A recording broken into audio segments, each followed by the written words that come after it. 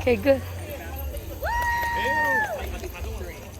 Bây giờ thầy giáo sư dịch lúc chập lờ của là bóng mà trong sai chập lờ nó là con nò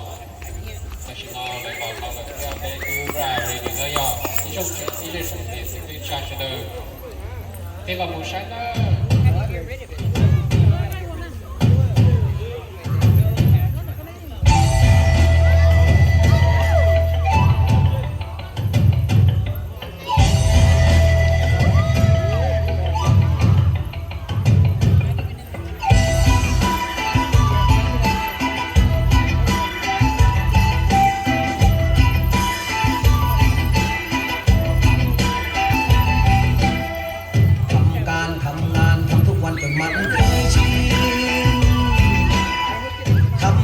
ติดดินมีสินยังมีอีกตั้งบา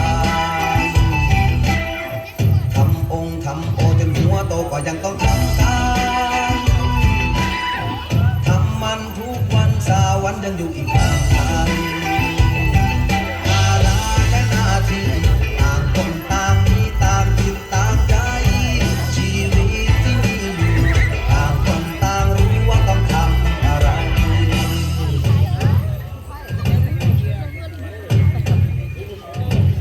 แต่วันนี้ทำดีหรือยังถ้ายังแล้วจะทำวันไหนวันนี้ทำดีหรือยังถ้ายังแล้วจะเริ่มเมื่อไร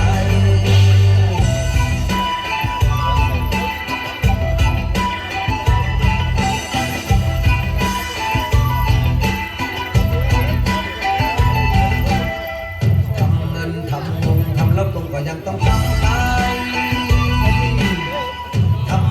ทำไมไม่รู้ก็ยังจะต้องทำจงทำใจมันเรื่อยไปว่าคงเป็นเวรกรรมทำแล้วทำแล้วยังทำต่อไปภาระและหน้าที่ต่างคนต่างมีต่างจิตต่างใจสิ่งดีๆมีอยู่ต่างคนต่างรู้ว่าต้องทำอะไรแต่วันนี้ทำดีหรือยังถ้ายังแล้วจะทำวันไหนวันนี้ทำดีหรือยังถ้ายังแล้วจะเริ่มเมื่อไร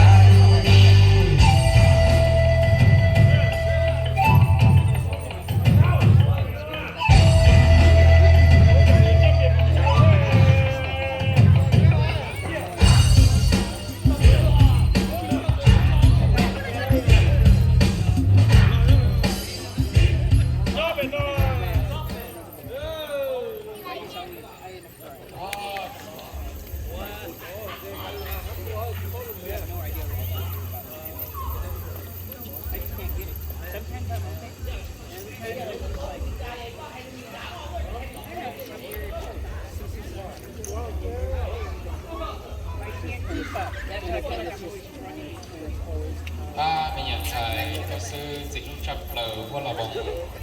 mà trong sai chập lờ nó là con nò mà chỉ nò lại còn nò là cái bé cứ ra rồi thì nó dò trong chuyện gì để sống thì sẽ cứ cha cho đời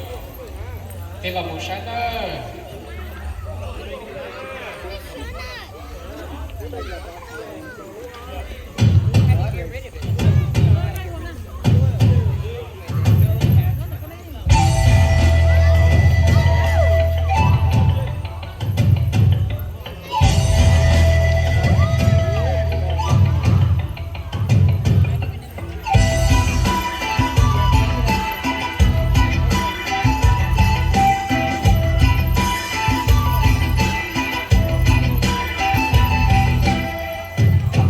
ทำงานทำทุกวันจนมันเคยชิ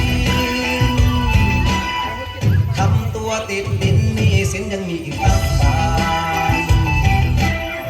ทำองค์ทำโอจนหัวโตก็ยังต้องทำการทำมันทุกวันสาวันยังอยู่อีก